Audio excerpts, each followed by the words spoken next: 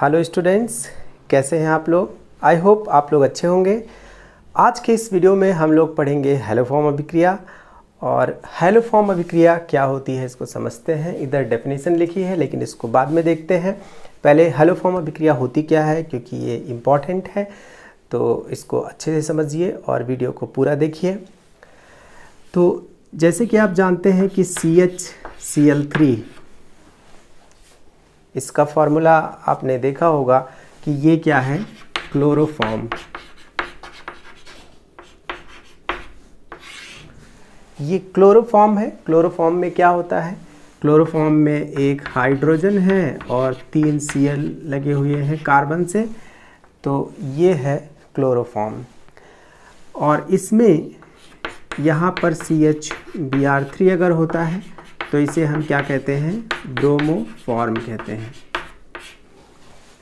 और अगर CHI3 है तो इसे क्या कहते हैं, आयोडोफॉर्म कहते हैं। और अगर फ्लोरीन है तो फ्लोरोफॉर्म। तो क्लोरोफॉर्म, ब्रोमोफॉर्म, आयोडोफॉर्म। अगर इन जनरल हम CHX3 लिखें, यानी हैलोजन की जगह, जैसे कि आप जानते हैं कि X हैलोजन्स के लिए लिखते हैं, चाहे F हो, Cl हो, Br हो, I हो, तो X को हम हैलोजन कहते हैं। तो अगर CHX3 लिखा हुआ है तो ये क्या है, हैलोफॉर्म।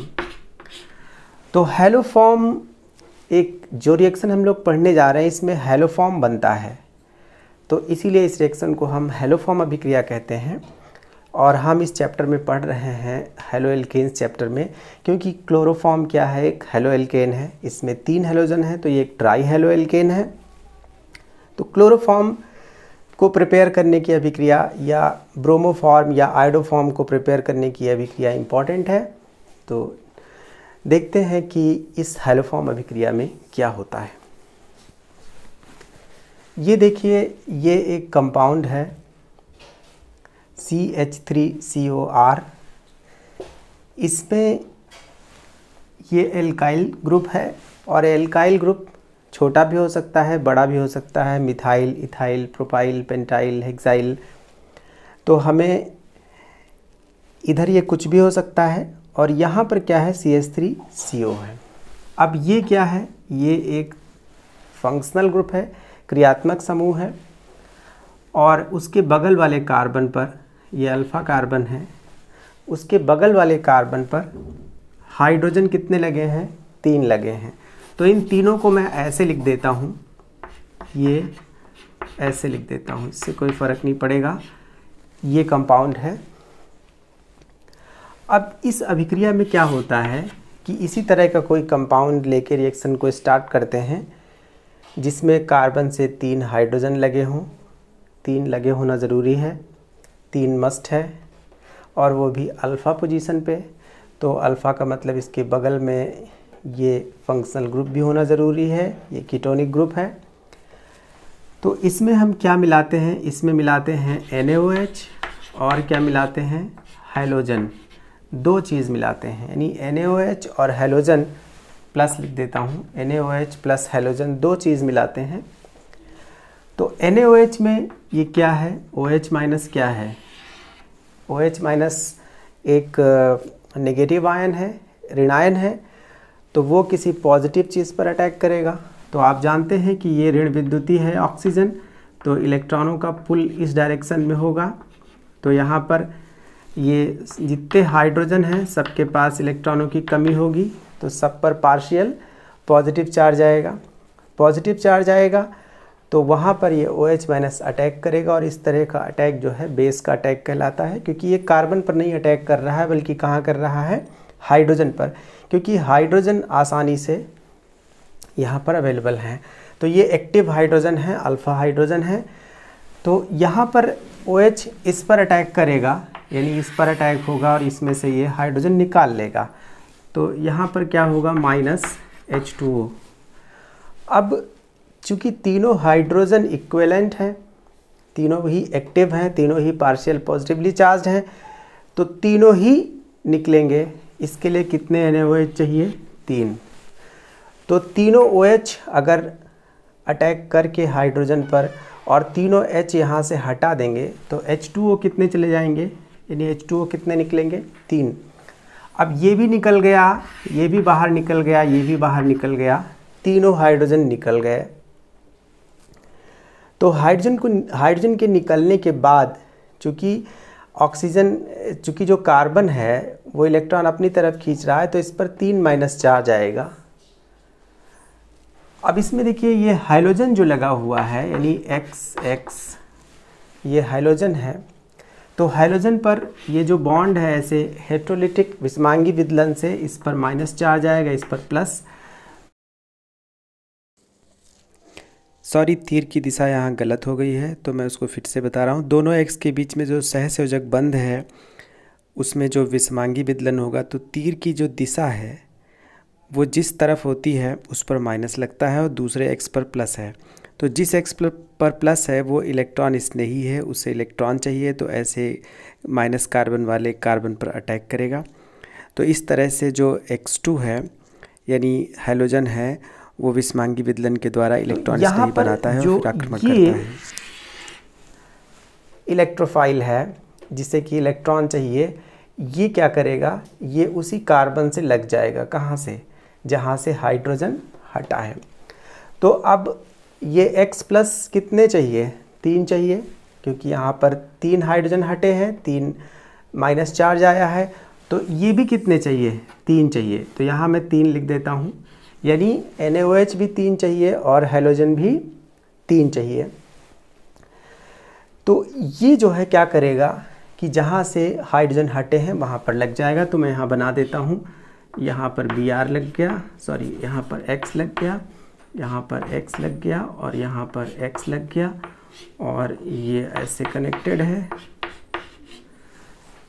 तो इस तरह से आपने देखा कि 3 NaOH में से 3 OH खर्च हो गए और 3 X प्लस खर्च हो गए और बाकी चीज़ जो बचे हुए हैं अभी देखते हैं उनका क्या होगा, बट ये यहाँ पर कंपाउंड बना।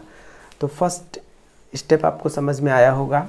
फिर क्या होगा कि चूँकि ये जो अभी इलेक्ट्रॉन का पुल बना हुआ है यहाँ पर और ये हाइड्रोजन ये क्या है, ये ऋण विद्युती हैं, तो अब यहाँ कार्बन के ऊपर पॉजिटिव चार्ज है। तो अभी भी NaOH में जो OH माइनस हैं ये अटैक करना बंद नहीं करेंगे। यहाँ पर 3 OH ऑलरेडी अटैक कर चुके हैं, अभी भी उनका पेट नहीं भरा है। अभी भी OH माइनस जो है यानी जो NaOH के साथ है ये अब इस पर अटैक करेगा, किस पर, कार्बन पर। तो कार्बन पर जो अटैक होता है वो न्यूक्लियोफिलिक अटैक होता है, नाभिक स्नेही अटैक होता है, और जो H पर होता है वो बेस कट। तो OH यहाँ 2 तरीके से एक्ट करेगा। पहले 3 OH माइनस बेस के तरीके से अटैक करेंगे और जो चौथा है वो न्यूक्लियोफिलिक अटैक करेगा। और अटैक करेगा तो क्या होगा, कार्बन पे यहाँ आप देख रहे हैं कि ऑलरेडी 4 बॉन्ड हैं, 2 ऊपर ऑक्सीजन से, एक इधर एक इधर। तो कार्बन में 5 बॉन्ड तो हो नहीं जाएंगे, तो यहाँ पर ये बॉन्ड ब्रेक होगा। क्योंकि OH जब इससे कनेक्ट हो जाएगा तो ये बॉन्ड ब्रेक होगा और ये किस तरह से ब्रेक होगा, ये ऐसे ब्रेक होगा क्योंकि ये हाइड्रोजन ऋण विद्युती हैं, ये अपनी तरफ इलेक्ट्रॉन खींच रहे हैं।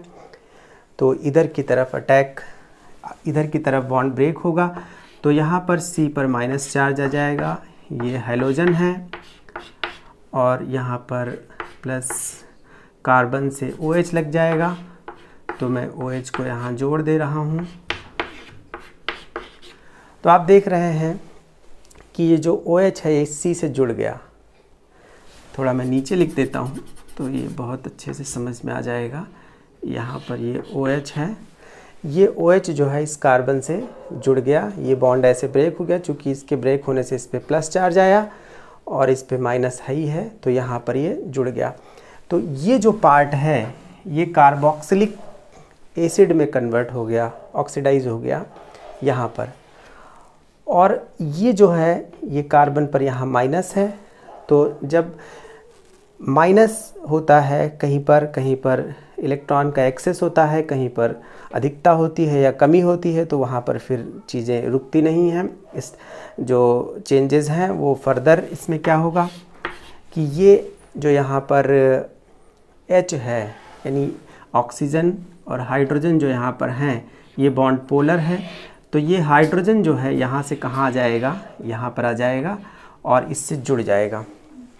तो हम कह सकते हैं कि ये जो इलेक्ट्रॉन है ये इसको किसको मिलेंगे, H+ को, यानी H यहाँ जाएगा तो यहाँ बनेगा क्या, ये X X X और यहाँ पर ये H है और प्लस R CO और यहाँ पर O पे माइनस है।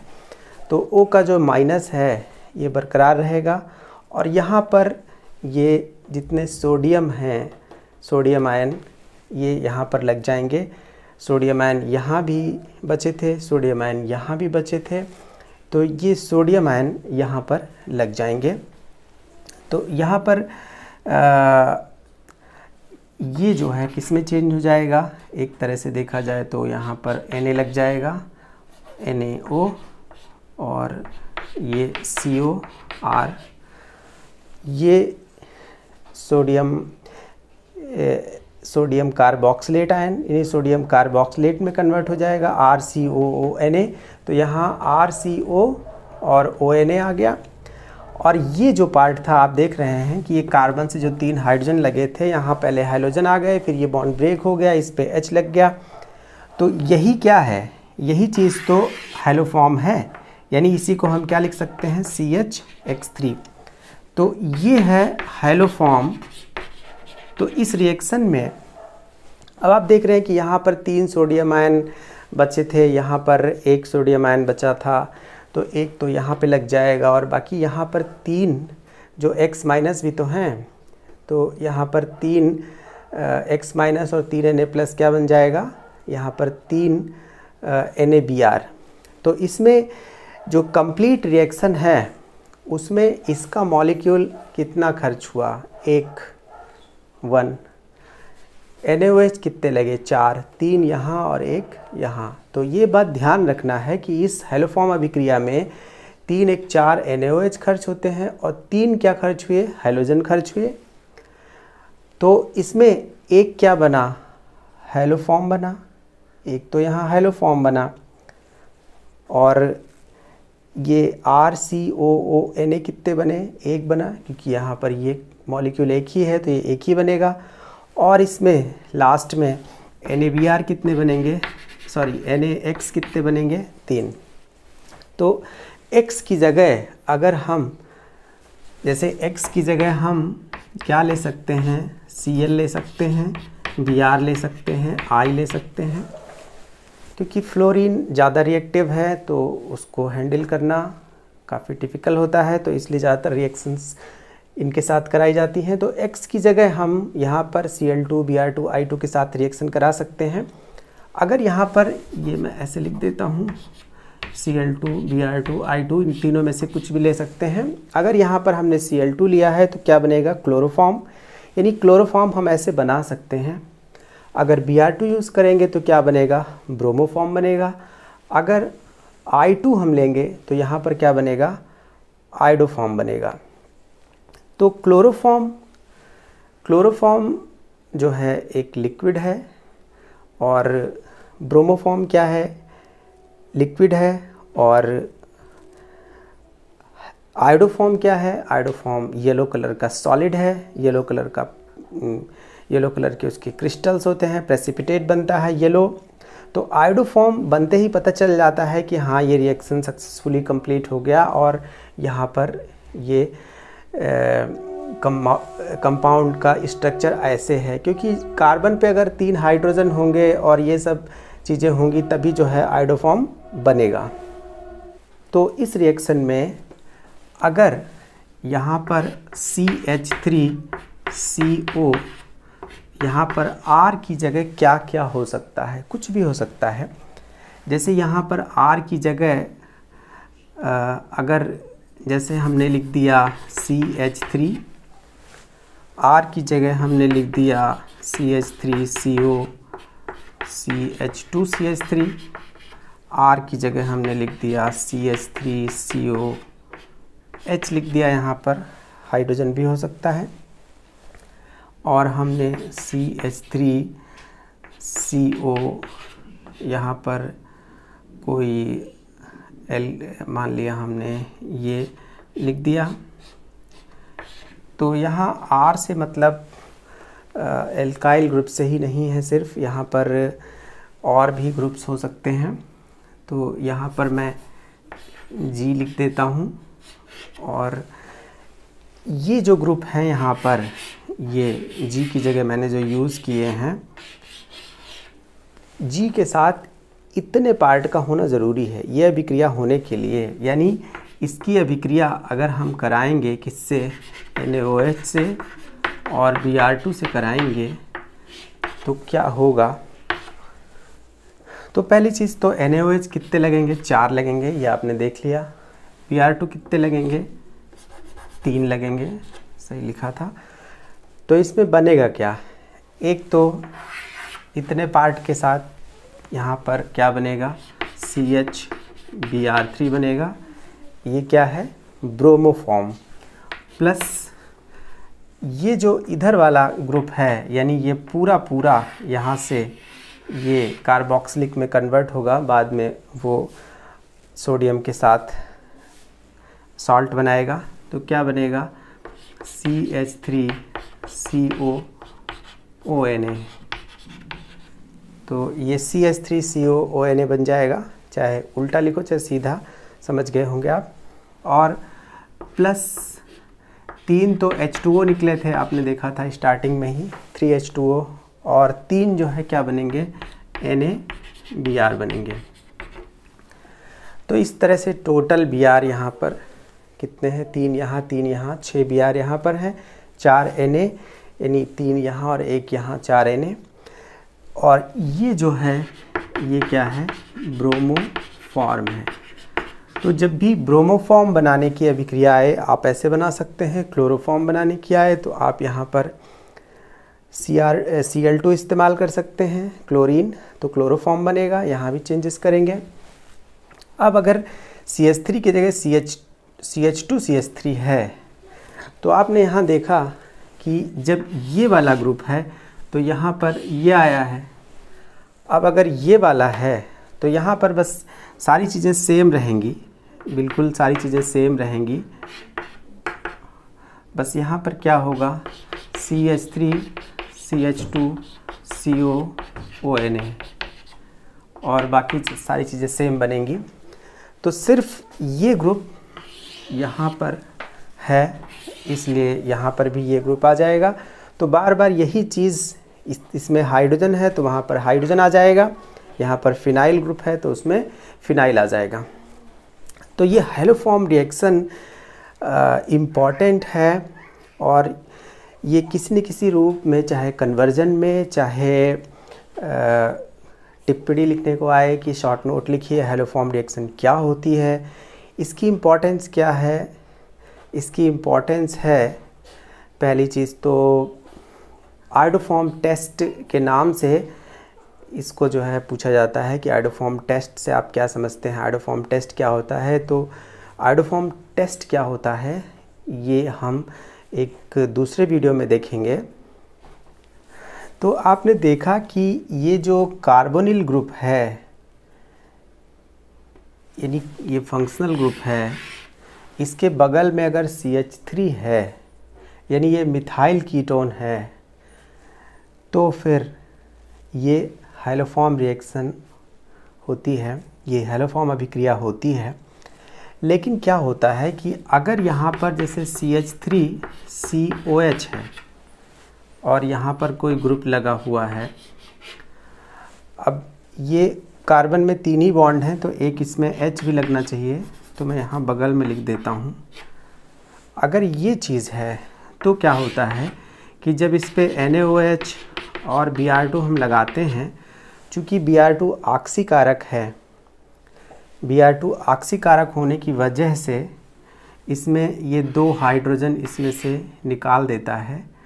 तो 2 हाइड्रोजन जब इसमें से निकल जाते हैं तो ये किस में कन्वर्ट हो जाता है, CH3CO CO और यहाँ पर जो ग्रुप लगा हुआ है, और इसमें ये Br2 जब इससे रिएक्ट करता है तो यहाँ -2HBr हो जाता है। तो ये एक्स्ट्रा स्टेप हो जाता है अगर यहाँ पर हम कीटोन की जगह या एल्डिहाइड की जगह हम अल्कोहल यूज़ करते हैं। अब आप देख रहे हैं कि यहाँ पर ये जो कार्बोनिल ग्रुप है, यहाँ ऑक्सीजन जो है यहाँ पर OH है, तो इसमें हाइड्रोजन और यहाँ का हाइड्रोजन दोनों को Br निकाल देता है, यानी 2 Br इसमें से HBr निकाल देते हैं। तो यहाँ पर ये ऑक्सीडेशन का प्रोसेस है, H का निकलना, तो ऑक्सीडाइज कर देता है। Br2 क्या है? ऑक्सीडाइज़र है, ऑक्सीकारक है, ऑक्सीडाइजिंग एजेंट है। तो हम कह सकते हैं कि ये जो CH3CHOH ग्रुप होने पर भी अब आगे जो रिएक्शन होगा, यानी अब तो ये ग्रुप आ ही गया, ये वाला जो ग्रुप है, तो अब तो ये हैलोफॉर्म बनाएगा ही बनाएगा। तो ऐसे कंपाउंड जिसमें ये ग्रुप होता है वो भी हैलोफॉर्म अभिक्रिया देते हैं। अब इसकी डेफिनेशन देख लीजिए कि किसी कार्बनिक यौगिक, स्पेशली हम एल्डिहाइड की बात कर रहे हैं, अल्कोहल, एल्डिहाइड या कीटोन,